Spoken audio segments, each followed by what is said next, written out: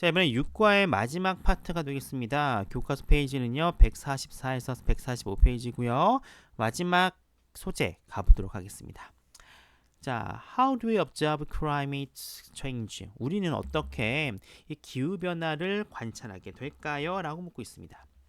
자, 또 다른 크라우드 소싱의 형태는요, 바로 시민과학인데요. 콤마 위치 시민과학의 설명이 나오겠죠. 이 시민과학이라고 하는 것은 일종의 실행의 형태입니다. 무엇의 실행인가 봤더니 대중의 참여와 그리고 협업, 특히 과학적 연구에 있어서의 대중의 참여와 대중의 협업의 실행을 알려주고 있는 어떤 시민과학이다라고 얘기를 해주고 있어요.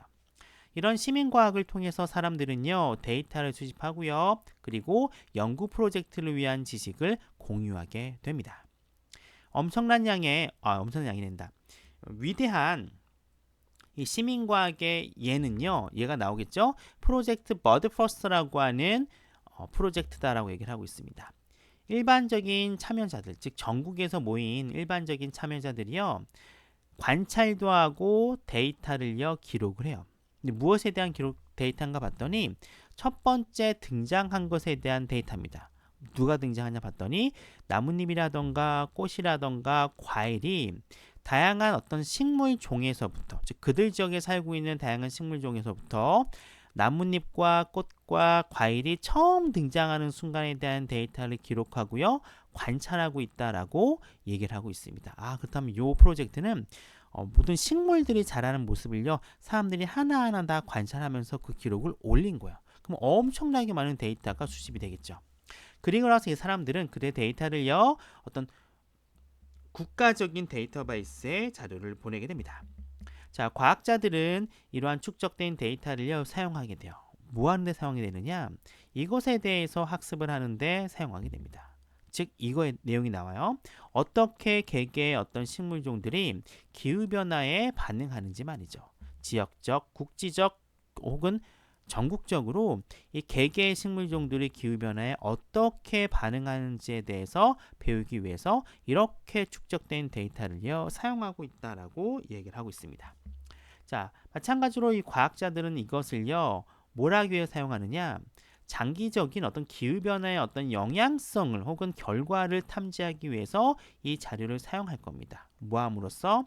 어떤 이런 결과물들을 비교함으로써 말이죠. 누가 비교하느냐? 역사적인 데이터, 여태까지 이제 수집해왔던 과거의 데이터가 있겠죠. 이런 역사적 데이터와 여기서 얻어낸 결과물을 비교함으로써 기후변화에 대한 어떤 장기적인 결과라던가 영향성을 발견하기 위해서 이런 자료를 사용할 것이다라고 얘기를 하고 있습니다. 이런 각각의 데이터 샘플들, 자, 콤마 찍고 ED니까 수식의 가능성이 높아요. 자, 어떻게 이루어진 거죠? 수만 명의 기여자들에 의해서 자발적으로 보내진 이런 데이터의 각각의 샘플들은 엄청난 가치가 있다라고 이야기를 해주고 있어요. 사실 이러한 연구 프로젝트, 이러한 종류의 엄청난 스케일을 갖고 있는 연구 프로젝트라고 하는 것들은요, 이 크라우드 소싱 자체가 없었다면 아마 불가능할 수도 있겠죠라고 가정법을 사용하면서 얘기를 하고 있어요. 만약에 클라우드 소싱이 없으면 당연히 안 됐겠죠. 클라우드 소싱 때문에 엄청난 자료를요, 한 곳에서 쉽게 모을 수 있다라고 얘기를 해주고 있습니다. 자, 오늘날 크라우드 소싱이라고 하는 것은 고양되고 있습니다. 강화되고 있습니다. 무엇에 의해서? 기술에 의해서 말이죠. 어떤 기술이에요? 소셜 미디어 네트워크, 즉 SNS라고 하는 기술, 심지어 사회적으로 어떤 설계된 크라우드 소싱 플랫폼에 의해서, 플랫폼과 같은 이런 기술에 의해서 강화되고 있습니다. 오늘 같은 경우는 이제 스마트폰을 이용하고 SNS가 굉장히 빠르고 쉽게 데이터를 업로드할 수 있잖아요. 그 동시성이 강하기 때문에 이런 것 때문에 크라우드 소싱이라고 하는 게 훨씬 더 강화되고 있다라고 얘기를 하고 있습니다. 그런 네트워크와 플랫폼 자체는요, 쉽게 만들어요. 이전보다. 무엇을요? 대중들의 이런 결합된 힘을 이용하는 걸요, 훨씬 더 이전보다 쉽게 만들고 있습니다라고 설명이 되고 있는데요. 우리가 많이 보던 구문이 보이실 겁니다. 바로 어떤 구문이에요? Make it easier to 부정사라고 하는 가목조구 구문입니다. 이 it이라고 하는 게 가목조로 쓰이고 있고요. 여기에 대응하는 진목조가 to 부정사로 전개되고 있는데, 이 가목적어는 보통 오형식 구문에서 많이 이용이 되고 있습니다. 보통 동사가 make, keep, find, consider, take, think라고 하는 think, of 같은 게 많이 쓰이겠죠. 이런 게 나오고 it이 나오고 뒤에 형용사가 나온 다음에 to 부정사나 명사절이 나온다면은 거의 100% 가목적으로 보시면 되고요. 해석은 간단해요. 해석은 이 make it easier 하나로 보시면 돼요. 그리고 it을 해석을 하지 말고요. make easy처럼 가면 됩니다. 쉽게 만든다. 그리고 뒤에 나온 to 부정사를요. 목적어처럼 붙이면 돼요. 여기 주어진 예문 볼게요.